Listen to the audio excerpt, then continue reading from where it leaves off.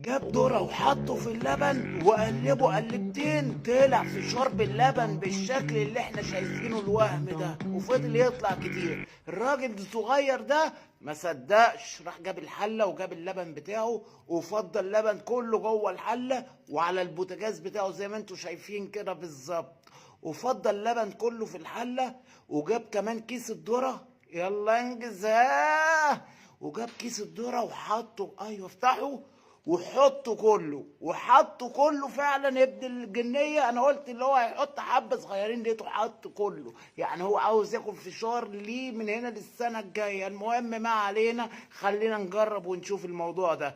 وحط الكيس كله زي ما احنا شايفين كده، وفضل يقلب على اساس بقى اللي هيطلع فشار. انا حاسس ان هو قلب باين ولا ايه العجينه اللي هو في الحله دي. بس يلا خلينا نشوف الموضوع ده.